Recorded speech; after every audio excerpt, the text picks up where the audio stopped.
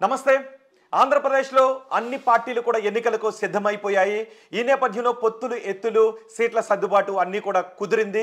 ఇక సీట్లను అనౌన్స్ చేసేటప్పుడు, అభ్యర్థులను అనౌన్స్ చేసేటప్పుడు టీడీపీ, జనసేన కొన్ని అసంతృప్త జ్వాలలను ఎదుర్కొంటున్న పరిస్థితి కనిపిస్తోంది. మరోవైపు వైసీపీ వైనాట్ 175 అంటూ సిద్ధం సభలతో దూసుకువెళ్తున్న పరిస్థితి కనిపిస్తోంది. ఇలాంటి పరిస్థితుల్లో ఆంధ్రప్రదేశ్లో ఉన్న ప్రస్తుత రాజకీయ పరిస్థితులు, పరిణామాలపై విశ్లేషించడానికి ప్రొఫెసర్ నాగేశ్వర్ మనతో ఉన్నారు. నమస్తే నాగేశ్వర్ గారు. నాగేశ్వర్ గారు, ఆంధ్రప్రదేశ్లో ప్రస్తుతం రాజకీయ వేడిని అన్ని పార్టీలు కూడా సృష్టిస్తున్నాయి. ఒక్కసారి మనం పొత్తులో ఉన్న పార్టీలను చూసినట్లయితే జనసేన మొదటగా 24 అసెంబ్లీ స్థానాలకు 3 లోక్సభ స్థానాలకు అంగీకరించినప్పుడు ఇన్ని తక్కువ అని అన్నారు. కానీ ఆ తర్వాత బీజేపీతో పొత్తు కుదిరిన తర్వాత ఒక లోక్సభ స్థానాన్ని తగ్గించుకోవాల్సి వచ్చింది, 2 అసెంబ్లీ స్థానాలను తగ్గించుకోవాల్సి వచ్చింది. ఎలా చూడాలి దీన్ని? అక్కడికన్నా ఇంకా ఏంటంటే ఆ తగ్గించుకున్న తర్వాత కూడా ఆ 21 మందిలో మళ్ళీ ఇప్పుడు భీమవరం నుంచి టీడీపీ అభ్యర్థి జనసేన అభ్యర్థిగా పోటీ చేస్తున్నాడు. పేరుకైన జనసేన అభ్యర్థి, కానీ ఇందాక మొన్న తెలుగుదేశం నుంచి జనసేనకు చేరాడు.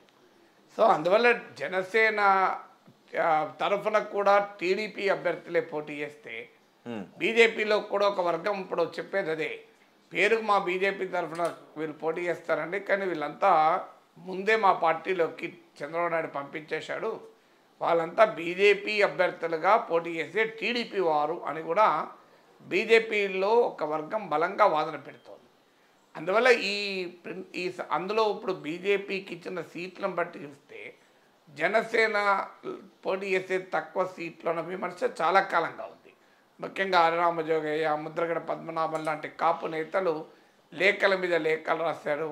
కనీసం 50 సీట్లు ఒప్పుకోవాలి, 60 సీట్లు ఒప్పుకోవాలి, పవన్ కళ్యాణ్ ముఖ్యమంత్రి పదవి 2.5 ఏళ్ళు అడగాలి అంటూ జనసేన మద్దతుదారులు, కాపు నేతలు డిమాండ్ చేస్తూ వచ్చారు. దానికి కారణం ఏంటంటే ఇవాళ పవన్ కళ్యాణ్కి అవసరం ఉన్నమాట నిజం. ఆయన జనసేన బలంగా అసెంబ్లీలో ప్రవేశించాలి అంటే కేవలం బీజేపీతోనే పొత్తు పెట్టుకుంటే ఉపయోగం లేదు. జనసేన బీజేపీ కలిసిన ఎమ్మెల్యేలు గెలవడం అంత సులభం కాదు. అందువల్ల టీడీపీతో కలిస్తే తమకు అసెంబ్లీలో ఎంట్రీ ఉంటుంది అన్నది పవన్ కళ్యాణ్ వ్యూహం. ఆ వ్యూహము ఆ వ్యూహం వరకు నిజమే. కానీ ఈరోజు పవన్ కళ్యాణ్కు అసెంబ్లీలో కొంత రెస్పెక్టబుల్ నెంబర్తో ప్రవేశించడం అన్నదానికన్నా తెలుగుదేశానికి ఎన్నికలు జీవన్ మరణ సమస్య. నేను ఈ ఎన్నికల తర్వాత తెలుగుదేశం 2029లో చంద్రబాబు నాయుడు ఇదే స్థాయిలో క్రియాశీలకంగా ముందుండి నాయకత్వం వహించే అవకాశం వయసురీత్యా ఉండకపోవచ్చు. అప్పుడు నారా లోకేష్ వారసులవుతాడు. సో లోకేష్ వారసత్వం పైన ఇప్పటికీ తెలుగుదేశం వర్గాల్లో తీవ్రమైన అనుమానాలు ఉన్నాయి. మీకు తెలంగాణ, ఆంధ్రప్రదేశ్ కంపేర్ చేస్తే మనకు అర్థమవుతుంది. కేటీఆర్ను ఇక్కడ పార్టీ వర్కింగ్ ప్రెసిడెంట్ చేశాడు కేసీఆర్. చంద్రబాబు నాయుడు వర్కింగ్ ప్రెసిడెంట్గా లోకేష్ చేయలేకపోయాడు, ఆయన జనరల్ సెక్రటరీగానే పార్టీకి ఉన్నాడు. అలాగే ఇక్కడ కేటీఆర్ను సెకండ్ క్యాబినెట్లో నెంబర్ 2గా ప్రమోట్ చేశాడు. అందరికీ అర్థమైంది కేసీఆర్ తర్వాత ఆయనే అని. అన్ని శాఖలను రివ్యూ చేసేవాడు. మళ్ళీ గెలిస్తే ముఖ్యమంత్రిగా కేటీఆర్ అయ్యేవారని కూడా చర్చలు వచ్చాయి. కానీ అక్కడ లోకేష్కి ఆ రకమైన హోదా, ప్రత్యేక హోదా ఏమీ చంద్రబాబు నాయుడు ఇవ్వలేదు. కారణం ఇక్కడ 3 సార్లు అసెంబ్లీకి పోటీ చేసి కేటీఆర్ గెలిచాడు. లోకేష్ ఒకటేసారి అసెంబ్లీకి పోటీ చేసిన మంగళగిరిలో అది కూడా ఓడిపోయాడు. తర్వాత ఎమ్మెల్సీ అయి మంత్రి అయ్యాడు. సో ఈ కంపారిజన్ కనుక గమనిస్తే 2029కి లోకేష్ ఆ స్థాయిలో పార్టీకి నాయకత్వం ఇవ్వగలడా అన్న అనుమానాలు టీడీపీలోనే ఉన్నాయి. సో ప్రజల్లో ఈ మధ్య యువగలం యాత్ర ఇవన్నీ ఎన్ని తిరిగినా కూడా ఆ లీడర్షిప్ చంద్రబాబు నాయుడు ఖాళీ చేసే ప్లేస్ను, చంద్రబాబు నాయుడు క్రియాశీలకంగా నాయకత్వంలో లేనప్పుడు ఆ ప్లేస్ను ఫిల్ చేయగలిగే కెపాసిటీ లోకేష్కు ఉందా అనేటువంటి ప్రశ్నలు ఎదురవుతున్నాయి. దాంతోపాటు ఒక వర్గము జూనియర్ ఎన్టీఆర్ ప్రస్తావన తెస్తున్నారు. చాలా కాలంగా నారా కుటుంబము వర్సెస్ నందమూరి కుటుంబం నరేటివ్ ఉంది, చంద్రబాబు వర్సెస్ పురంధేశ్వరి, చంద్రబాబు వర్సెస్ హరికృష్ణ, ఇప్పుడు చంద్రబాబు వర్సెస్ జూనియర్ ఎన్టీఆర్ అనే దశకు కూడా వచ్చింది చర్చ. ఈ పరిణామాలన్నీ అధిగమించాలి అంటే టీడీపీ ఈసారి గెలవాలి. ఎందుకంటే ఓడిపోతే ఇవన్నీ కూడా ముసురుకుంటాయి సమస్యలని. అందువల్ల ఇది లైఫ్ అండ్ డెత్ క్వశ్చన్గా టీడీపీ భావిస్తుంది. ఇలాంటి సమయంలో జనసేన గనక కలిసి రాకపోతే అసలు అవుట్ ఆఫ్ క్వశ్చన్. అసలు రిజల్ట్ అనేది యాంటిసిపేటెడ్. వైసీపీకి క్లియర్ ఎడ్జ్ ఉంటుంది. వైసీపీ వర్సెస్ టీడీపీ మాత్రమే పోటీ ఉంటే మీరు ఏ సర్వే అయినా చూడండి, ఏ క్షేత్రస్థాయి అంచనా అయినా చూడండి, క్లియర్గా ఇంకా వైసీపీ ఇంకా తన ఆధిక్యతను కంటిన్యూ చేసుకుంది. అంటే 2019 నాటి రాజకీయ పరిస్థితుల్లో క్వాలిటేటివ్ చేంజ్ లేదు. అందువల్లనే టీడీపీ జనసేన కలుపుకుంది. లేకపోతే ఎవరెందుకు కలుపుకుంటారో 170 సీట్లు తెలుగుదేశం పోటీ ఇస్తుంది కదా, సొంతగా గెలవగలిగే పరిస్థితి ఉంటే. అందువల్ల జనసేన కలుపుకున్నారు. సో ఇలాంటి అవసరం టీడీపీకి ఉండగా, అంటే టీడీపీ మనగడకే ఇవాళ జనసేన కీలకమైంది. అది కూడా చంద్రబాబు నాయుడు అరెస్ట్ అయినప్పుడు, రాజమండ్రి సెంట్రల్ జైల్లో ఉన్నప్పుడు తెలుగుదేశం నాయకుడిగా ఉన్నవారు ఎవరు ముందుండలేని పరిస్థితి. లోకేష్ వెళ్ళేమో నాయక్ కోవిదులతో చర్చిస్తున్నానంటూ వారాల తరబడి రాష్ట్రానికి ఆవల ఢిల్లీలో ఉండడము, తెలుగుదేశం కార్యకర్తలు నాయకులకు ఒక రకమైన క్రైసిస్, అట్లా లీడర్షిప్ క్రైసిస్ ఉన్న సమయంలో పవన్ కళ్యాణ్ ఎంటర్ అయి ఆ పార్టీకి ఒక విశ్వాసాన్ని, కాన్ఫిడెన్స్ ఇచ్చాడు. దీనికి ఉదాహరణే రాజమండ్రి సెంట్రల్ జైలు ముందు మధ్యలో పవన్ కళ్యాణ్, ఒకవైపు బాలకృష్ణ, మరోవైపు చంద్రబాబు నాయుడు మన ఫోటో కనబడుతుంది. So what does it indicate? Pawan కళ్యాణ్కి ఆ రకమైన కీలక పాత్ర పోషించాడు.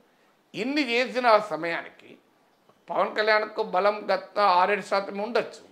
కానీ పవన్ కళ్యాణ్ బలం 6-7% రాష్ట్ర వ్యాప్తంగా ఉన్న కొన్ని కాన్స్టిట్యున్సీలో 20% వరకు కూడా ఉంది.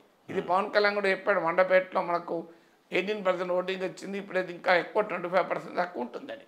ఇలాంటి మండపేటలు చాలా ఉన్నాయి. తూర్పుగోదావరి, పశ్చిమ గోదావరి, కృష్ణా, గుంటూరు, ఆ పైన కొద్దిగా విశాఖ ఆనుకోని అనకాపల్లి వరకు. సో ఈ బెల్ట్లో 20-25% ఓటింగ్ ఉన్న పార్టీ కనుక ఎక్కువ సీట్లకు పోటీ చేయాల్సి ఉండే వ్యూహాత్మకంగా కూడా ఇప్పుడు అవసరం ఉంది. ఎందుకంటే ఇప్పుడు కుమారస్వామి తక్కువ సీట్లున్నా ఆయన ముఖ్యమంత్రి అయ్యాడు, నితీష్ కుమార్ తక్కువ సీట్లున్నా ముఖ్యమంత్రి అయ్యాడు, ఏక్నాథ్ షిందే బీజేపీ కన్నా తక్కువ సీట్లున్నా ముఖ్యమంత్రి అయ్యాడు. సో ఈ ఏక్నాథ్ షిందే, కుమారస్వామి, నితీష్ కుమార్ అనుభవాలను కనుక మనం కంపేర్ చేసుకుంటే పవన్ కళ్యాణ్ ఎక్కువ డిమాండ్ చేస్తానికి ఆస్కారం ఉంది అన్నది ఆయన అభిమానులే కాదు, ఆయనకు అభిమానులుగా చెప్పుకొని ఇప్పుడు వైసీపీలో చేరిన కాపు నేతలకు కూడా రామజోగే, ముద్రగడ లాంటి వారు కూడా రిపీటెడ్గా చెప్పారు. కానీ కారణం ఏదైనా పవన్ కళ్యాణ్ చెప్పాడు, మనకు బూత్ కమిటీలు ఉన్నాయా, బూత్ స్థాయిలో నాయకులు ఉన్నారా అంటే మనకు లీడర్షిప్ లేదు అన్నది ఆయనే ఒప్పుకొని 24 సీట్లకు అంగీకరించాడు. అక్కడ దాకా బాగానే ఉంది. కానీ ఎప్పుడైతే బీజేపీ ఎంటర్ అయిందో ఓ ప్రశ్న మొదలైంది. అయ్యా మన బీజేపీకి ఉన్న బలం ఎంత, పవన్ కళ్యాణ్కి లేనిది ఏంటి, బీజేపీకి ఉన్నది ఏంటి?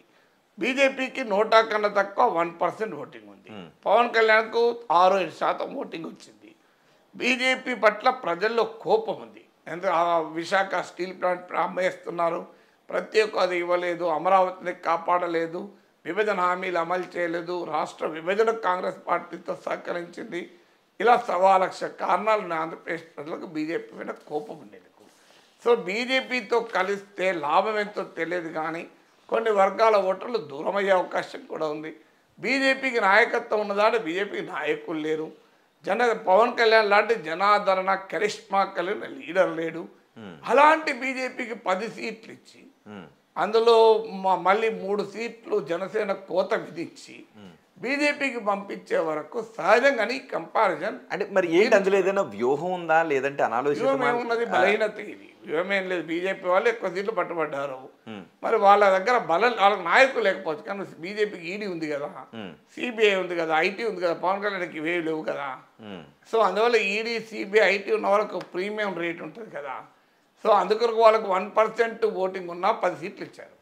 మరి 7% ఓటింగ్ ఉన్న వాళ్ళకి ఎన్ని ఇవ్వాలి? 70 సీట్లు ఇవ్వాలి.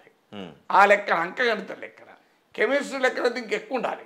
ఎందుకంటే టీడీపీ రేపు ఇవాళ ఈ స్థాయిలోనైనా పోటీ ఇవ్వగలుగుతుందంటే జనసేన పుణ్యమే. మరి ఆ లెక్కలు పవన్ కళ్యాణ్ ఎందుకు వేసుకోలేదంటారు? పవన్ కళ్యాణ్ ఎందుకు వేసుకోవాలని ఆయన చెప్పాలి, నేను చెప్పలేను. కానీ వేసుకోవాల్సి ఉండే అని మాత్రం నేను చెప్పగలను. కరెక్ట్.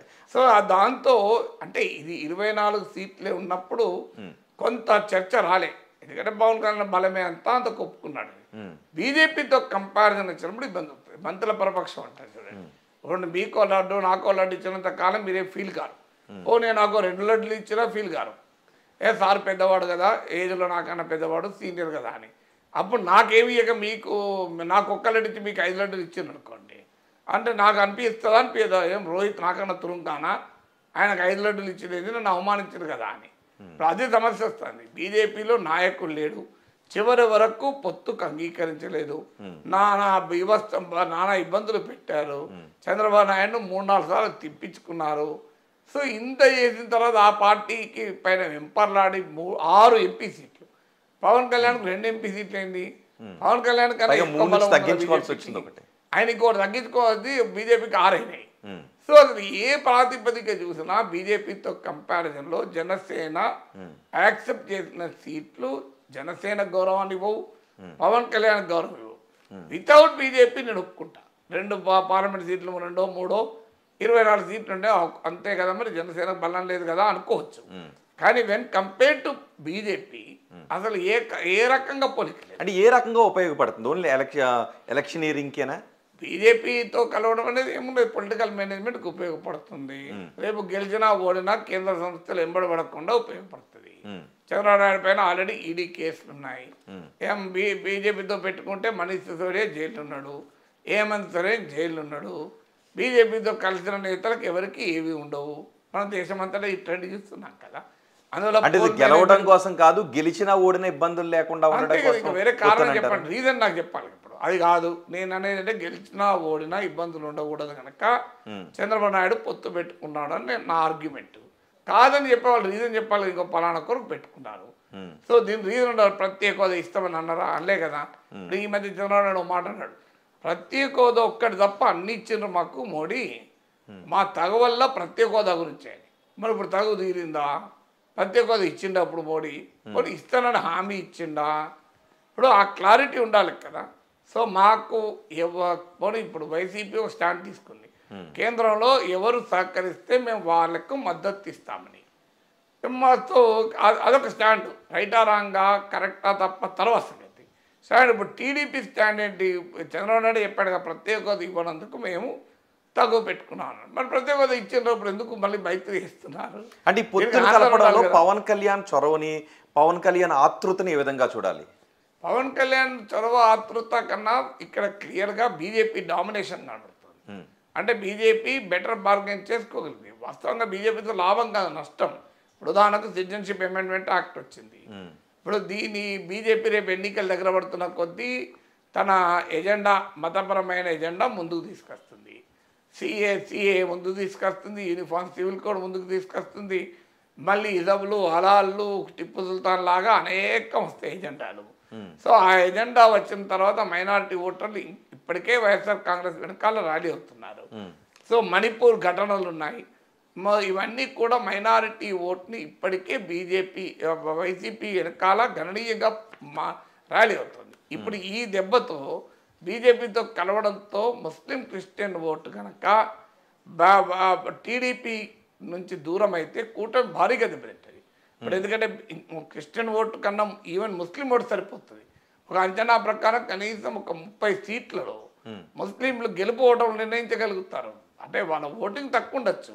మీరు కర్నూలు ఉంది, ఒక గుంటూరు ఉంది, సో అనంతపురం ఉంది, ఒక కదిరి ఉంది, ఇలా చాలా సీట్లలో ముస్లిం పాపులేషన్ సిగ్నిఫికెంట్గా ఉంటారు. సో మరి వాళ్ళంతా కూడా ఇప్పుడు బీజేపీ దాడి మొదలైన తర్వాత ఎలా ఓట్లేస్తారు అన్నది ఒక కీలకం. కానీ 2014లో కూడా జనసేన పోటీ చేయకపోయినా దాదాపు ఇదే పొత్తు కదా. అంటే అప్పుడున్న సిచ్యువేషన్ వేరు. అప్పుడు బీజేపీ ఎజెండా, మోడీ ఎజెండా ఈ స్థాయిలో విశ్వరూపం లేదు కదా. 2014కు ముందు మీకు ఈ సిఏ లేదు, యూనిఫామ్ సివిల్ కోడ్ లేదు, హిజబ్ లేదు, హలాల్ లేదు, ఈ ఎజెండానే లేదు కదా. సో అప్పుడు 2014లో రిలీజియస్ ఎజెండాతో బీజేపీ అధికారంలోకి రాలే. మీకు 2014లో development agenda, Gujarat model of development, UPA కుంభకోణాలు, good governance, clean governance, anti corruption, ఈ ప్లాంక్తో మోడీ వచ్చాడు కదా. అప్పటికిప్పటికి 10 ఏళ్ల తర్వాత మారిపోయింది. ఇప్పుడు సెక్యులర్ అన్న పదమే రాజ్యాంగంలోకి తీసేస్తాం. నిన్నగా మన అనంత హెగడే అన్నాడు, అసలు రాజ్యాంగం మార్చేస్తామా 400 సీట్లు ఇస్తే. సో ఇప్పుడు అప్పటికి ఇప్పటికీ వాళ్ళ వాదనలు చాలా తేడా ఉంది. 2014కు ముందు, 2014 తర్వాత. ఇప్పుడు అగ్రెసివ్ హిందుత్వ స్టాండ్ తీసుకొని జనంలోకి వెళ్ళినప్పుడు మరి మిగతా బీజేపీని అంగీకరించని ఓటర్లు, టీడీపీకి దూరం అయితే ఇప్పుడు 30 సీట్లలో గెలుపోవడం లెక్క కాదు, ఇంకొన్ని సీట్లలో 10,000 నుంచి 20,000 మంది ఉంటారని అంచనా. సో అందువల్ల అక్కడ మళ్ళీ పోలరైజ్ కాంటెస్ట్, ఒకవైపు టీడీపీ, జనసేన, బీజేపీ, ఒకవైపు వైసీపీ. ఇంకొక ఛాలెంజ్ ఉంది, బీజేపీ శ్రేణుల్లో ఈ పొత్తు పట్ల ఇష్టం లేదు. మీరు బీజేపీ రాష్ట్ర కమిటీ ఇష్టం లేదు. ఇప్పుడు ఇవాళ కూడా పత్రికలు వచ్చింది చూడండి, అసలు గతంలో ఓడిపోయిన సీట్లే బీజేపీకి ఇచ్చారు చంద్రబాబు నాయుడు, లేదు మా వాళ్ళే. బీజేపీకి ఇష్టం లేకపోవడానికి ఏముంది ఆంధ్రప్రదేశ్లో అంటే ఏమి ఉన్నా లేకపోయినా గెలవాలని అయితే కోరుకుంటారు కదా. అంటే బీజేపీ రాష్ట్ర నాయకత్వం, రాష్ట్రంలో ఒక బలమైన నాయకత్వం భావించేది ఏంటంటే, మనము ఈ ఎలక్షన్లో గెలవకపోయినా ఈ ఎలక్షన్లో మోడీ ప్రభావంతో ప్రతి లోక్సభ నియోజకవర్గంలో 1,00,000 ఓట్లు తెచ్చుకోగలిగితే ఇది పునాదిగా ఏర్పడి నెక్స్ట్ లోకల్ బాడీస్కు అది పెరగచ్చు అని. ఇప్పుడు బీజేపీ తెలంగాణలో ఏముంది, 2018లో 7% ఓట్లు వచ్చాయి, ఒక్క సీట్ వచ్చింది, 5 ఎమ్మెల్యేలు ఉంటే 5లో 4 ఓడిపోయారు, ఒక్కరు గెలిచారు. ఏమైంది, 2019 లోక్సభ ఎన్నికలకు వచ్చే వరకు 4 ఎంపీ సీట్లు గెలుచుకున్నారు, 20% ఓటింగ్ వచ్చింది. తర్వాత దుబ్బాక గెలుచుకున్నారు, హుజురాబాద్ గెలుచుకున్నారు, జిహెచ్ఎంసీలో భారీ విజయం సాధించారు. తర్వాత తెలంగాణలో వాళ్ళ స్వయంకృత అపరాధాల వల్ల దెబ్బతిన్నా కూడా 8 సీట్లు వచ్చాయి, 1 నుంచి 8 పెరిగింది, 7 నుంచి 14% పెరిగింది. అందువల్ల ఆంధ్రప్రదేశ్లో బీజేపీ నాయకత్వంలో ఒక బలమైన వాదన ఏంటంటే, మనం టీడీపీతో పోకూడదు, మనం ఓపిక పడితే 2029 వరకు బలమవుతాం, అప్పుడు టీడీపీ బలహీనపడుతుంది, ఓడిపోవటమే తర్వాత చంద్రబాబు నాయుడు క్రియాశీలకంగా నాయకత్వం ఉండడు, అప్పుడు మనము ఒక దెబ్బ కొట్టవచ్చు అనేది బీజేపీ అంచనా. ఇందుకు భిన్నంగా జాతీయ నాయకత్వం చంద్రబాబు నాయుడుతో వెళ్ళాలని నిర్ణయించుకున్నారు. ఇంకొక ఛాలెంజ్ కూడా ఉంది, అసలు టీడీపీ శ్రేణుల్లో బీజేపీ పట్ల అసలు పొత్తుకి ఇష్టమే లేదు. సో టీడీపీ శ్రేణుల్లో తీవ్రమైన వ్యతిరేకత, మామూలు వ్యతిరేకత లేదు, ఒక్క చంద్రబాబు నాయుడు తప్ప నా డౌట్ పోలిట్ బ్యూరోలో కూడా ఎవరు బీజేపీతో పొత్తులు సాగించారు. ఎందుకంటే సింపుల్ లెక్క, బీజేపీతో పొత్తు పెట్టుకుని ఏమని జనాలకు చెప్పాలి, ఇప్పటిదాకా టీడీపీ నాయకులే టీవీలలో చెప్పారు కదా, ఇవాళ జగన్కు అన్ని రకాలుగా బీజేపీ అండగా ఉంది, జగన్ అప్పులు చేస్తుంటే, పథకాల కొరకు నిధుల కొరకు అప్పులు చేస్తుంటే కేంద్రం సహకరించింది, అమరావతి విషయంలో మోడీ చెప్తే కాదనేవాడా, మోడీ చెప్తే అమిత్ షా చెప్తే చంద్రబాబు నాయుడు అరెస్ట్ చేసేవారా, ఇలా రకరకాల ఫ్యాక్టర్స్లో టీడీపీ వాళ్ళే అన్న మాటలు ఇవన్నీ. ఎందుకంటే జగన్కు సహకరించింది మోడీ అని. ఇప్పుడు మళ్ళీ ఏం చెప్పుకొని తెలుగుదేశం పార్టీ జనంలోకి వెళ్తుంది, టీడీపీ శ్రేణులను ఎలా కన్విన్స్ చేస్తుంది, ఇప్పుడు వాళ్ళకి బలం ఎంత, అలా బలమైన ఎంపీ సీట్లు కూడా అడుగుతున్నారు వాళ్ళు. సో అందువల్ల ఈ ప్రాబ్లం బీజేపీలో కూడా ఉంది. అందువల్ల పొత్తుల వల్ల బీజేపీతో పొత్తు డెఫినెట్గా పెద్ద ఇష్యూ కాబోతుంది. ఓకే, పవన్ కళ్యాణ్ ఇష్యూని ఏ విధంగా చూడాలి? ఇప్పటికే పవన్ కళ్యాణ్ పైన చాలా విమర్శలు చేస్తూ వచ్చారు. అటు వైసీపీలో ఉన్న కాపు నాయకులు విమర్శలు చేశారు, ఆ తర్వాత చేగొండ హరిరామ్ జోగయ్య, ముద్రగడ పద్మనాభం లాంటి వాళ్ళు కూడా విమర్శలు చేశారు. వాళ్ళు కూడా వైసీపీ నేతలు, ఇప్పుడు ముద్రగడ వైసీపీలో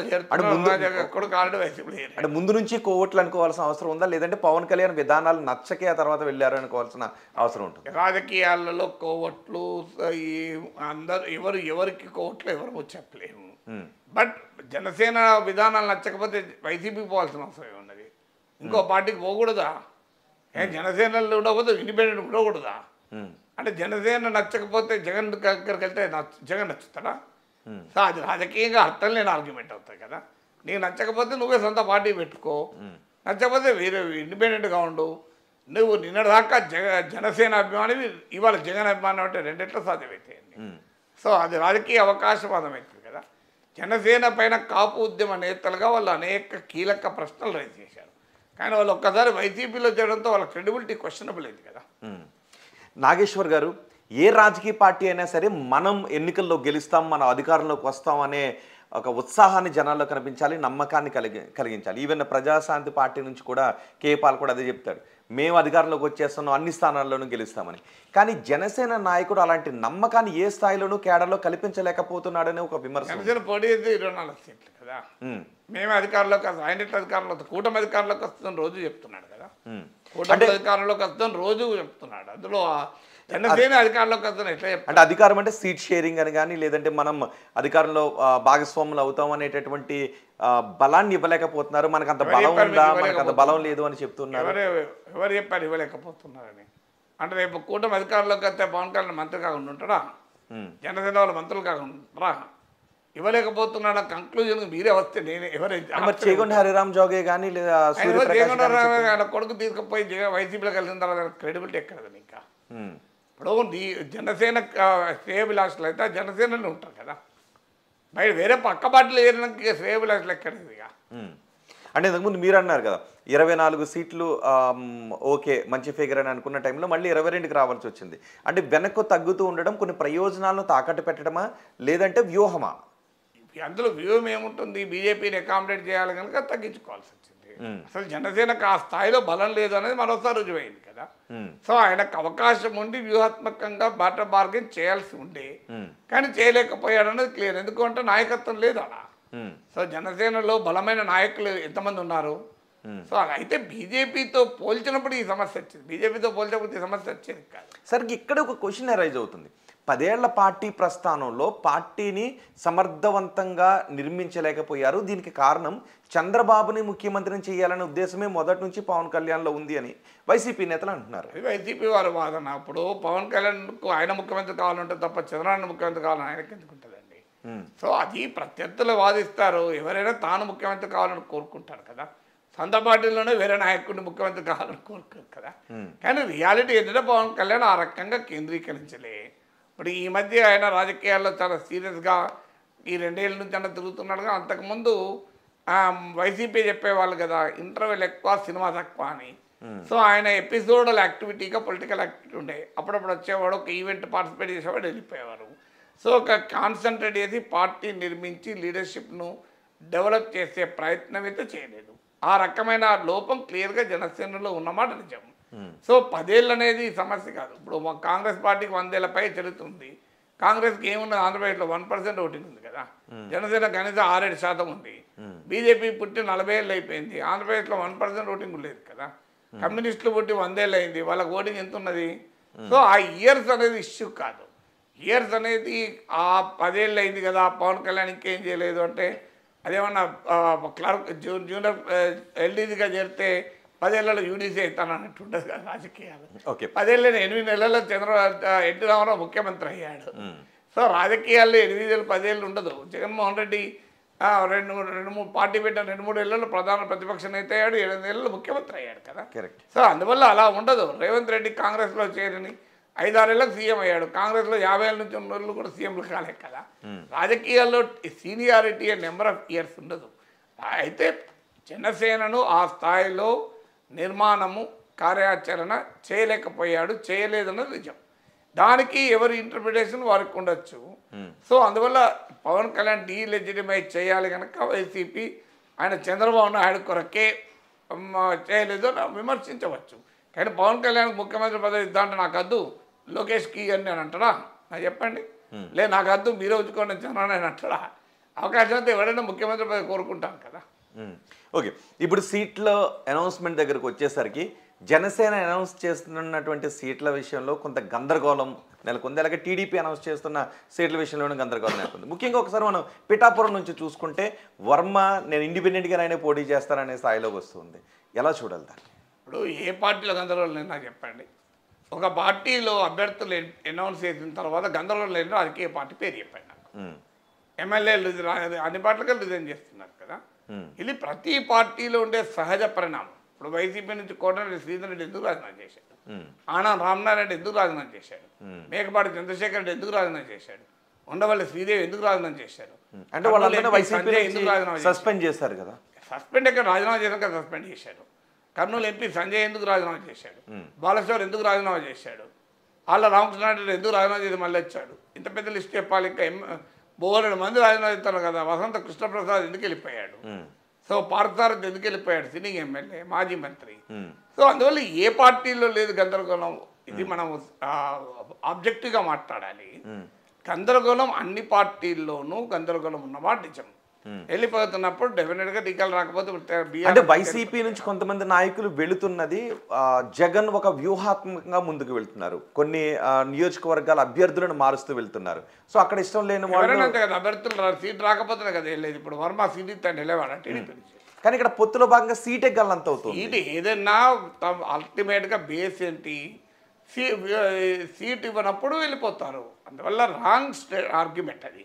అది ఏదో ఒక్క పార్టీలోనే గందరగోళం ఉంటుంది, ఇంకో పార్టీలో ఉండదు అంటే అనేది. బాలినేని శ్రీనివాసరెడ్డి జగన్కు దగ్గర బంధువు కదా, ఆయనే నిరసన వ్యక్తం చేశాడు కదా.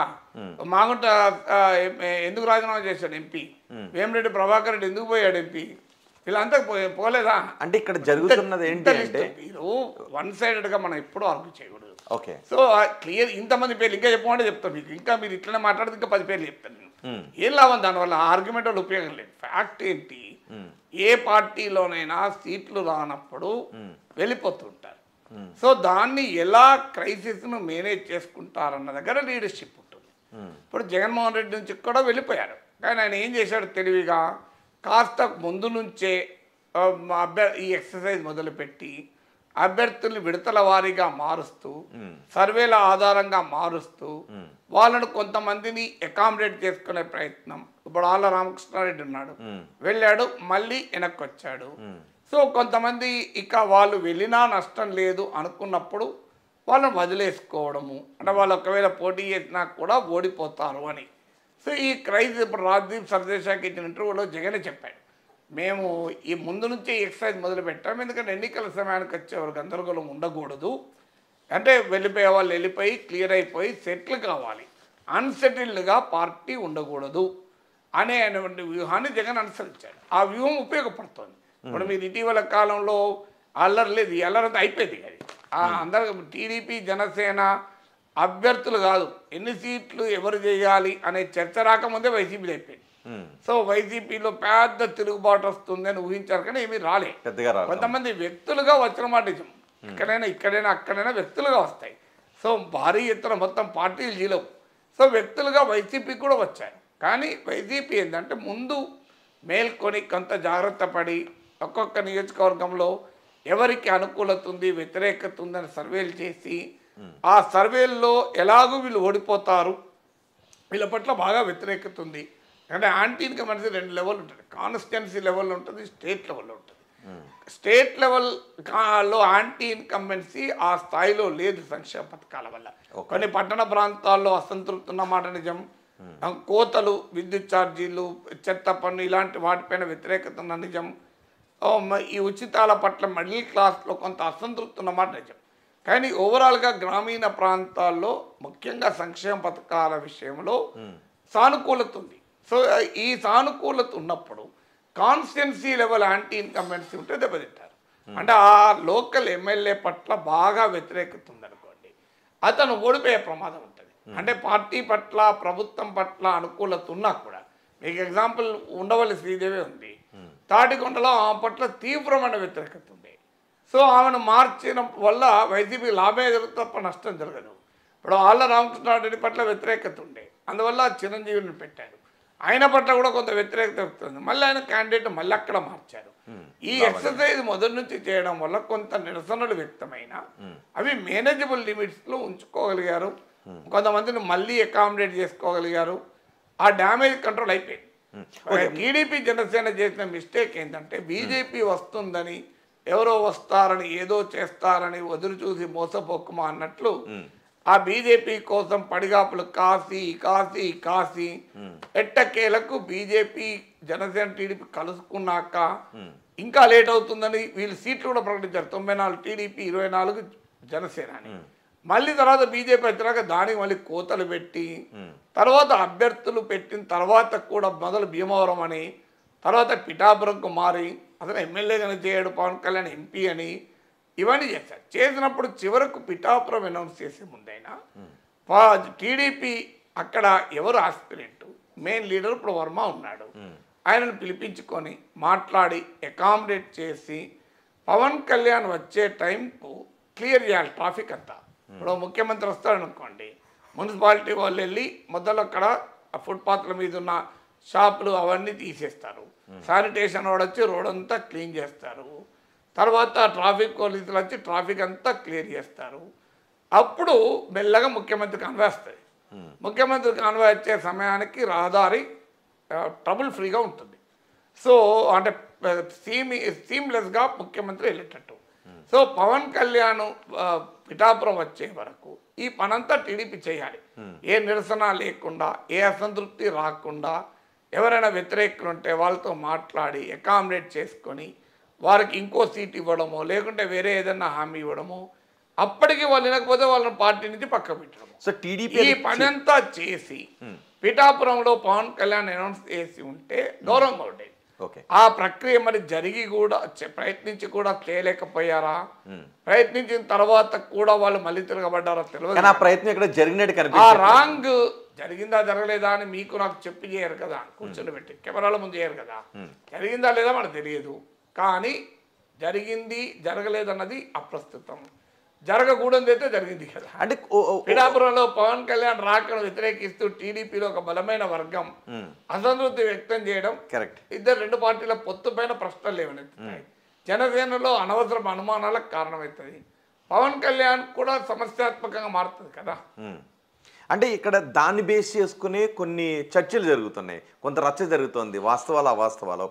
టీడీపీ ఈ విధంగా జనసేన క్యాండిడేట్లు పోటీ చేసిన చోట కొన్ని వ్యూహాత్మకంగా జనసేనకు ఓట్లు పడకుండా వ్యవహరిస్తుంది, జనసేన కొన్ని అభ్యర్థులను ఓడించే ప్రయత్నం చేస్తుంది అని వైసీపీ వాళ్ళు కొంతమంది అంటున్నారు. ఎవరైతే జనసేనాన్ని తక్కువ సీట్లు తీసుకున్నారు అని వ్యతిరేకిస్తున్న వాళ్ళు అంటున్నారు. ఓడించే ప్రయత్నం జనసేన అభ్యర్థులు టీడీపీ ఓడించే ప్రయత్నం వైసీపీలు ఎందుకు విమర్శించాలి? ప్రశాంతంగా ఉండొచ్చు కదా. ఎవరికి వెళ్తే వాళ్ళే కదా గెలిచేది. టీడీపీ వెళ్ళి జనసేన అభ్యర్థులు కూడా ఓడిస్తుంటే వైఎస్ఆర్ కాంగ్రెస్కి అభ్యంతరం ఏమి ఉండాలి? ఎందుకుంటుంది? వాళ్ళే కదా గెలిచేది. అంటే మీరు చెప్తున్న వాదన ఎంత అర్థరహితంగా ఉంది అంటే, జనసేన అభ్యర్థులు ఓడించి జగన్మోహన్ రెడ్డి అభ్యర్థులు చంద్రబాబు నాయుడు గెలిపిస్తాడా? అంటే ఎందుకంటే మొదటి చంద్రబాబు నాయుడు జగన్మోహన్ రెడ్డికి రహస్య ఒప్పందం ఉందా? అది నాకు అర్థం కాని అంశం. ఇప్పుడు జనసేన అభ్యర్థులు ఓడిపోతే ఎవరికి లాభం చెప్పండి? ఎవరు గెలుస్తారు అక్కడ? వైసీపీ గెలుస్తుంది కదా. అంటే వైసీపీ గెలిస్తే చంద్రబాబు నాయుడు లాభమా, టీడీపీ లాభమా? మరి కొంతమంది కాపు నాయకులు టీడీపీపై విమర్శలు చేస్తూ ఇదే చేశారు. మీరు 24 సీట్లు లేదంటే 21. వాళ్ళు ఎవరు కాంపిటీషన్ ఇప్పుడు ఎక్కడ ఉన్నారు? ఏ పార్టీలు ఉన్నారు? తటస్థంగానే ఉన్నారు పార్టీ. ఎవరు తటస్థంగా? ముద్రగడ తటస్థంగా ఉన్నాడా? అరుణామజాగ తటస్థంగా ఉన్నాడా? కొంతమంది దాసర్ రాము లాంటి వాళ్ళు వ్యక్తులుగా నాకు తెలియదు, కానీ ఫండమెంటల్ పాయింట్ ఏంటంటే కామన్ సెన్స్ చెప్తుంది కదండి. జనసేన అభ్యర్థులు ఓడిపోతే ఎవరు గెలుస్తారు చెప్పండి నాకు? ఎవరు గెలుస్తారు? వైసీపీ. మరి వైసీపీ గెలుపు చంద్రబాబు నాయుడు కోరుకుంటాడా? అంటే జగన్కు చంద్రబాబు నాయుడు రాష్ట్ర ఒప్పందం ఉందా? ఉంటుందా? సాధ్యమా? అంటే జనసేన క్యాడర్ ని కొంత కన్ఫ్యూజన్ చేయడానికి ఒక వ్యూహాత్మకంగా వెళ్తున్నారు జగన్మోహన్ రెడ్డి గెలిపించే వ్యూహమా? జగన్మోహన్ రెడ్డి గెలిపించే వ్యూహం చంద్రబాబు నాయుడు చేస్తారా? అసలు ఇంత మూర్ఖత్వం కదా వాదన. ఇప్పుడు టీడీపీ గెలవాలని కోరుకుంటుంది, జనసేన గెలవాలని కోరుకుంటుంది. జనసేన ఓడిపోవాలని టీడీపీ జనసేన పోటీ చేసే 21 స్థానాల్లోనూ టీడీపీ ఖచ్చితంగా పూర్తి స్థాయి సపోర్ట్ చేస్తుంది అనుకోవడానికి అవకాశం ఉంది. సపోర్ట్ చేయకపోతే ఎవరికి లాభం? ఎవరికి లాభం? జగన్మోహన్ రెడ్డి వైసీపీ లాభం అని చెప్పని టీడీపీ ఎందుకు చేస్తారు? నాకు నిజంగా అర్థం కూడా కాదు క్వశ్చన్. వైసీపీ గెలిపించే పని టీడీపీ చేస్తుందా? మీ లెక్క ప్రకారం చేస్తాను కదా ఆర్గ్యుమెంట్. సో జనసేనను ఓడించి జగన్మోహన్ రెడ్డి గెలిపించే పని చంద్రబాబు నాయుడు చేస్తారా? వైసీపీ వైసీపీ గెలుస్తుంది, బి జనసేన గెలుస్తుంది. టీడీపీ ఏం కోరుకుంటుంది చెప్పండి? సో ఈ వాదన చేసే వాళ్ళందరూ క్వశ్చన్ చెప్పండి. జనసేన అభ్యర్థున్నాడు, వైసీపీ అభ్యర్థున్నాడు. టీడీపీ వాళ్ళు ఎవరు కావాలని ఎవరు గెలవాలని కోరుకుంటారు? వైసీపీకి వెళ్ళాలని కోరుకుంటుంది ఎక్కడన్నా? అసలు ఏ లాజిక్ అండి ఇది? ప్రాతిపదిక లేదు. సో ఆ వాదన తీసుకొచ్చిన వాళ్ళంతా ఖచ్చితంగా లాజిక్ లెస్ గానే వాదన తీసుకొచ్చారు. వైసీపీ గెలవాలని కోరుకుంటారా, జనసేన గెలవాలని టీడీపీ వాళ్ళు కోరుకుంటారా? ఖచ్చితంగా టీడీపీ గెలవాలని కోరుకుంటారు. కూటమి గెలవాలని, జనసేన గెలవాలి. మరి చర్చ ఎక్కడిది? జనసేన ఓడించి అలాంటి టీడీపీ చూస్తుంది అంటే ఇలాంటి వాదనల వల్ల జనం నమ్మరు. ఇలాంటి వాదనలు సెల్ఫ్ గోల్లు కట్టి ఎవరు నమ్ముతారండి ఈ వాదనలు? టీడీపీలో ఎవరైనా వ్యక్తులుగా తమ సీట్లు రాని వాళ్ళు, వర్మ లాంటి వాళ్ళు తిరుగుబాటు చేయడం వేరు. చంద్రబాబు నాయుడు కుట్రలు పని పవన్ కళ్యాణ్ ఓడిస్తాడు, జనసేన ఓడిస్తాడు, జగన్ గెలిపిస్తాడని చెప్పడమే ఆ మాట. ఒకవేళ అదే నిజమైతే వైసీపీలో ఏం విమర్శ కూడా చేయరు. ఎందుకు చేస్తాడు? వాళ్ళే గెలుస్తా అంటే. ఇప్పుడు చంద్రబాబు నాయుడు జనసేన టీడీపీ జనసేన కొట్టుకుంటుంటే వైసీపీలో ఎంజాయ్ చేస్తారా, కొట్టుకుంటున్నా బాధపడతారా? కామన్ సెన్స్ చెప్తాను కదా. మరి ఎందుకు టీడీపీ నమ్మసఖ్యమైనటువంటి భాగస్వామి కాదు? ఇప్పుడు టీడీపీతో పొత్తు ఇప్పుడు ప్రమాదకరమైనటువంటి వాదనను కొంతమంది ఎందుకు తీసుకొస్తున్నారు? జనసేన టీడీపీని పొత్తు వ్యతిరేకించేవారు, వైసీపీలో కాపు నాయకులు కూడా అదే మాట చెప్పారు. వైసీపీ కాపు నాయకులు ఇంకేం చెప్తారు చెప్పండి? ఇప్పుడు ప్రత్యర్థులు ఇంకేం చెప్తారు? వైసీపీ కాపు నేతలు టీడీపీ జనసేన పొత్తు చాలా గొప్పది అని చెప్తారా? అసలు లాజిక్ లేదు. ప్రత్యర్థులు ఎవరైనా అంతే చెప్తారు, ఇంకేం చెప్తారు? ఇక ఇంతకన్నా డిఫరెంట్ ఏం చెప్తారు చెప్పండి? ప్రత్యర్థులు ఈ ఇద్దరి పొత్తు చాలా చారిత్రాత్మకమైన పొత్తు అని చెప్తారా? సో టీడీపీ జనసేన పొత్తును చెడగొట్టాలి. ఆ పొత్తు ఒకవేళ కుదిరినా ఓట్ల బదిలీ కాకూడదు. ఆ పొత్తు ప్రయోజనకరంగా ఫలప్రదంగా ఉండకూడదని కోరుకునే వాళ్ళు ఇలాగే టార్గెట్ చేస్తారు. సమస్య ఏంటి అంటే టీడీపీ జనసేనకి ఇచ్చిన సీట్లలో మళ్ళీ ఎవరికైనా బీ ఫారంలు ఇస్తే తప్పు పట్టాలి, డెఫినెట్గా తప్పు పట్టాలి. రెండవది అంటే at the cost of Janasena TDP B form ఇచ్చి వాళ్ళ పార్టీ వాళ్ళని గెలిపించుకునే ప్రయత్నం చేస్తే తప్పు. కానీ జనసేన ఓడించి వైసీపీని టీడీపీ గెలిపిస్తుందనే వాదన చేసే వాళ్ళు అంతకన్నా మూర్ఖులు ఎవరు ఉండడు ఈ ప్రపంచంలో. జగన్మోహన్ రెడ్డి గెలిపించడానికి చంద్రబాబు నాయుడు కృషి చేస్తాడు అంటే అది రాంగ్ ఆర్గ్యుమెంట్. అంటే అలాంటి ఒక భావనను చొప్పించడం ద్వారా మిగిలిన చోట్ల ఏదైతే జనసేన క్యాడర్ ఉంటుందో వాళ్ళ వైపు నుంచి ఓట్లు వైసీపీ వైపుకి పడే విధంగా పొత్తుని వ్యతిరేకించే విధంగా ఒక వ్యూహం జరుగుతోంది అని బూమరాంగ్ అవుతుంది. అలాంటి వ్యూహం కనుక వైసీపీ పండితే కంప్లీట్ గా నష్టపోతారు. మరి కోపంతో వైసీపీ ఎందుకు వేస్తారండి? మరి మీరు కోపంతో వేటేయకుండా ఉండిపోతారు. ఇప్పుడు టీడీపీ మీద కోపంతో వైసీపీ ఓటు వేసాడు, జనసేన మీద కోపంతో వైసీపీ టీడీపీ వాళ్ళు ఓట్లేస్తారా? అసలు ఏ ప్రాతిపదిక ఓట్లేస్తారు? ఇప్పుడు వైసీపీని ఓడించడానికే పొత్తు పెట్టుకున్న పవన్ కళ్యాణ్ చెప్తున్న సమయంలో జనసేన వర్గాలు వైసీపీకి వ్యతిరేకంగా ఉన్న సమయంలో టీడీపీ మీద కోపంతో వైసీపీని గెలిపిస్తారా? ఎక్కడ? కానీ పొత్తు కుదిరినప్పటికీ కూడా ఓట్ ట్రాన్స్ఫర్ అవుతుందా లేదా అనే చర్చ ఎందుకు బలంగా జరుగుతుంది? చర్చ ఎవరు పెడుతున్నారు? పొత్తులు ఇష్టం లేని పెడతారు కదా. ఏ సర్వేలు చేసినా ఓట్ల బదిలీ అవుతుందనే సర్వేలు వ్యక్తమవుతున్నాయి కదా. ఇప్పుడు నిడదవోలు ఉంది. నిడదవోలు విషయంలో కూడా అక్కడ టీడీపీ నుంచి వ్యతిరేకత వచ్చింది. ఇప్పుడు పిఠాపురం నుంచి వ్యతిరేకత వచ్చిన సందర్భం కనిపిస్తుంది. మన పి గన్నవరం నుంచి టీడీపీ అభ్యర్థిని అక్కడ జనసేన నాయకులు వ్యతిరేకించిన పరిస్థితి కనిపించింది. ఇటు రాజోల్లో ఒక్కొక్క కాన్స్టిట్యున్సీలో ఒక్కొక్క నిర్దిష్ట పరిస్థితి ఉంటాయి. అట్లా కాన్స్టిట్యున్సీ వైజ్గా మనం అనాలిసిస్ చేయలేము. కానీ నిర్దిష్టంగా కొన్ని కాన్స్టిట్యున్సీలో అక్కడ ఆస్పైరింగ్ లీడర్స్ ఉంటారు. ఆ ఆస్పైరింగ్ లీడర్స్ వాళ్ళకి సీట్ రానప్పుడు కొంతమంది అడ్జస్ట్ అవుతారు, కొంతమంది అడ్జస్ట్ కారు. అక్కడున్న స్థానిక పరిస్థితుల బట్టి ఉంటుంది. కానీ పవన్ కళ్యాణ్ ఓడించడానికి చంద్రబాబు నాయుడు ప్రయత్నం చేస్తాడనే ఆర్గ్యుమెంట్ పెడితే అంతకన్నా తెలియదక్క ఆర్గ్యుమెంట్ ఎందుకు కూడా ఉండదు. రైట్. ఒక మంగళగిరి విషయం తీసుకుందాం. మంగళగిరి విషయంలో కూడా అభ్యర్థులను మారుస్తూ వచ్చారు. గంజి చిరంజీవిని మార్చి మళ్ళీ మహిళా అభ్యర్థిని తీసుకొచ్చారు. అక్కడ బీసీ ఓట్ బ్యాంక్ ఎక్కువగా ఉంటుందని. కానీ మరోసారి మంగళగిరి నుంచి లోకేష్ అక్కడ పోటీ చేస్తున్నారు. అక్కడ ఈక్వేషన్స్ని ఎలా చూడాలి? బీసీ ఓట్ బ్యాంక్ ఉంటే మరి 2019లో ఎందుకు గెలవలేదండి? 2019లో పోటీ రెడ్డి కమ్మ మధ్య ఉంటే బీసీ ఎందుకు ఎక్కడ పోయారు? బీసీలు అంతా పద్మశాలీలు ఎందుకు ఓడికెళ్ళలేదు? అలా అంటే బీసీ తెలంగాణలో 54% బీసీలు. ఎంతమంది ఎమ్మెల్యేలు ఉన్నారు బీసీ ఎమ్మెల్యేలు నాకు చెప్పండి. 40 మంది రెడ్లు ఎందుకు గెలిచారు? 54% బీసీలు ఉంటాయి. లాజిక్ ఉండాలి కదా. బండి సంజయ్ బీసీ కాదు ఎందుకు ఓడిపోయాడు? ఈయన బీసీ కాదు ఎందుకు ఓడిపోయాడు? ధనపతి అరవింద్ బీసీ కాదు ఎందుకు ఓడిపోయాడు? ఎంతమంది బీసీ నేతలు ఓడిపోయారు? బీసీ ముఖ్యమంత్రి నినాదం ఇస్తే బీసీలతో ఓడిపోయారు. అందువల్ల రాజకీయాల్లో అలా ఒక కులం ఆధారంగానే ఓటింగ్ పడుతుంది అనుకుంటే పొరపాటు. సో అక్కడ ఆళ్లరామకృష్ణారెడ్డి పట్ల కొంత అసంతృప్తి ఉంది అనే భావనతో చిరంజీవి పెట్టారు. పెట్టిన తర్వాత చిరంజీవి పట్ల కూడా సర్వేలో కొంత నెగిటివ్ వచ్చిన తర్వాత మళ్ళీ మార్చారు. అంతే తప్ప అక్కడ బీసీలంతా ఒక పొలం అనుకు ఒక్కవైపు వేస్తానంటే ఆంధ్రప్రదేశ్లో రెడ్ల రాజ్యం కమ్మల రాజ్యం ఎందుకుంటే చెప్పండి, బీసీల రాజ్యం ఉండాలి కదా. మొత్తానికి ఈ పొత్తు కరెక్టేనంటారా? ఏ పొత్తు? టీడీపీ జనసేన బీజేపీ అంటే జనసేన టీడీపీ పొత్తు మొదటి నుంచి కూడా వైసీపీకి వ్యతిరేకంగా ఓటు చీలకూడదు అని ఒక పొలిటికల్ నరేటివ్ ఆధారంగా పొత్తుకొల్లారు. రాజకీయాల్లో తాము ఒక్కరమే ఓడించలేమనుకున్నప్పుడు ఇతరుల సహకారం తీసుకొని ఎన్నికల్లో పోటీ చేస్తుంటారు. దేశవ్యాప్తంగా ఇలాంటి పొత్తులు అనేకం ఉన్నాయి. టీడీపీ జనసేనలు మాత్రమే ఈ పొత్తులు మొదలు పెట్టలేదు.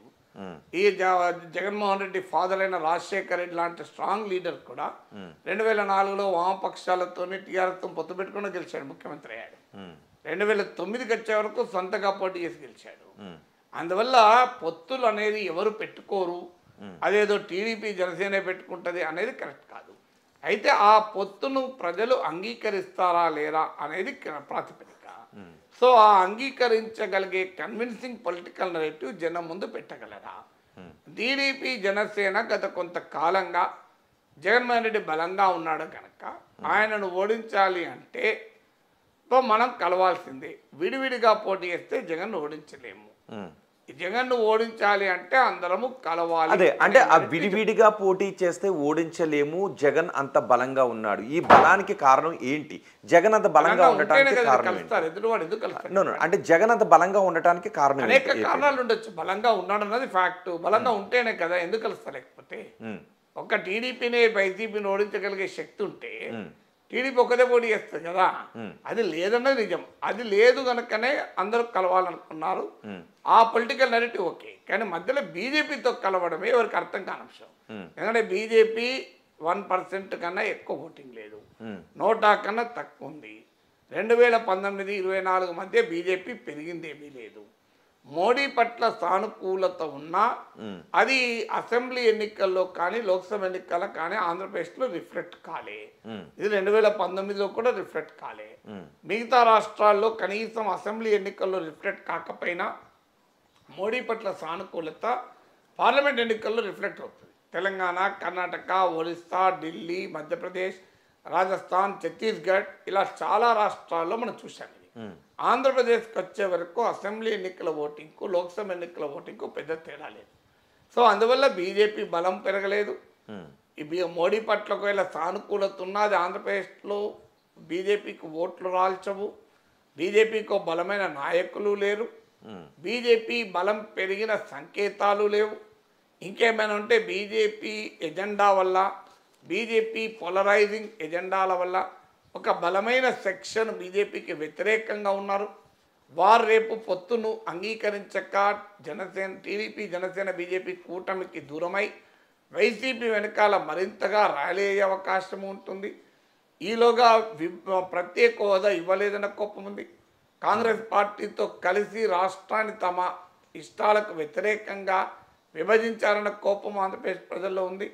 విభజన హామీలు ఇవ్వలేదు. కడప స్టీల్ ప్లాంట్ రాలేదు, పెట్రోకెమికల్ కాంప్లెక్స్ రాలేదు.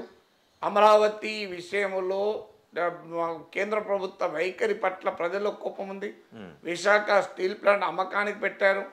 వెనుకబడిన ప్రాంతాలకు నిధులు ఇవ్వాలని చట్టంలో ఉన్నా ఇవ్వలేదు. పారిశ్రామిక రాయితీలు ఇవ్వాలని చట్టంలో ఉన్నా ఇవ్వలేదు. వైజాగ్ చెన్నై ఇండస్ట్రియల్ కారిడార్ను డెవలప్ చేస్తామని చట్టంలో ఉన్నా చేయలేదు. సో ఇలా విజయవాడ, విశాఖ మెట్రోలకు నిధులు ఇవ్వలేదు. ఇలా పోలవరం పూర్తి కాలేదు. పోలవరం నిర్వాసితులకు ఇప్పటికీ నిధులు ఇవ్వడానికి కేంద్రం సిద్ధంగా లేదు. ఇన్ని రకాల కోపాలు బీజేపీ ఉన్నాయి. కానీ అలాంటి బీజేపీతో చంద్రబాబు నాయుడు ఎందుకు పొత్తు పెట్టుకున్నాడు, పెట్టుకుని 6 ఎంపీ సీట్లు 10 ఎమ్మెల్యే సీట్లు ఎందుకు ఇస్తున్నాడు అన్నది ఆయనకే అర్థం కావాలి. పైగా జనసేన కూడా 21కి తగ్గటం, అది జనసేన తగ్గడమా ఇష్యూ కన్నా ఎక్కువ బీజేపీ ఎందుకు అన్ని సీట్లు ఇచ్చి బీజేపీతో పొత్తు పెట్టుకోవాలి. కాస్ట్ బెనిఫిట్ అనాలిసిస్ అంటారు, లేదా rate of investment, rate of return ROR అంటారు, రిటర్న్ ఆన్ ఇన్వెస్ట్మెంట్ అని ఎకనామిక్స్ బిజినెస్ భాషలో అంటారు. ఏ రకంగా చూసినా బీజేపీతో పొత్తు వల్ల ఫాయిదా అయితే లేదు, ఏమనంటే నష్టమే కదా. అంటే కేంద్ర ప్రభుత్వ పాలన, కేంద్ర ప్రభుత్వ అభివృద్ధి, కేంద్ర ప్రభుత్వం ఆంధ్రప్రదేశ్కి ఏం చేసింది ఇవి దృష్టిలో పెట్టుకుంటారా, లేకపోతే రాష్ట్ర ప్రభుత్వం చేసినటువంటి సంక్షేమ పథకాలు అభివృద్ధిని దృష్టిలో పెట్టుకునే అవకాశం ఉంటుంది? ఇది అసెంబ్లీ ఎన్నికలు కనుక డెఫినెట్గా రాష్ట్ర ప్రభుత్వ పనితీరు పైనే ఓటింగ్ ఉంటుంది. కేంద్ర ప్రభుత్వం పనితీరు పైన ఓటింగ్ ఉండే అవకాశం ఆంధ్రప్రదేశ్లో లేదు. తర్వాత ఇక్కడ ఇంకొప్పుడు చంద్రబాబు నాయుడు చెప్తున్నట్టు ఇది రాష్ట్ర ప్రయోజనాల కొరకు, సో మేము ఆంధ్రప్రదేశ్ అభివృద్ధి చేయాలంటే కేంద్రం సహకారం కావాలని 2014లో కూడా ఇదే తీరు చెప్పి అధికారంలోకి వచ్చారు. ఎందుకంటే రాష్ట్రం విడిపోయింది, విభజిత ఆంధ్రప్రదేశ్కు కేంద్రం సాయం కావాలి, అందుకొరకు మేము బీజేపీతో పొత్తు పెట్టుకుంటున్నాం అన్నారు. ఎందుకంటే కేంద్రంలో మోడీ ప్రైమ్ మినిస్టర్ అయ్యే అవకాశం ఉంది. 2018కి వచ్చారు చంద్రబాబు నాయుడు ఏం చెప్పాడు, మోడీ రాష్ట్రానికి అన్యాయం చేశాడు, మోడీ దేశానికి అన్యాయం చేశాడు, మోడీ అనే వ్యక్తి దేశానికే ప్రమాదకరం, ఆంధ్రప్రదేశ్కి అయితే పూర్తిగా అన్యాయం చేశాడు అని చెప్పాడు. మరి ఆ తర్వాత న్యాయం చేశాడా? మరి ఇందులో ఏది 2019 ఎన్నికలకు ముందు ఎన్డీఏ నుంచి టీడీపీ బయటికి రావటానికి ఏ కారణాలు అయితే చెప్పారో ఆ కారణాలు ఇప్పటికీ వాలేదు కదా. కానీ ఆంధ్రప్రదేశ్కి రావాల్సిన ప్రయోజనాలపై కేంద్రంతో పోరాడే విషయంలో అటు వైసీపీ, టీడీపీ రెండు ఒకటే, ఇంక్లూడింగ్ జనసేన కూడా ఒకటే అనేటటువంటి ఒక చర్చ.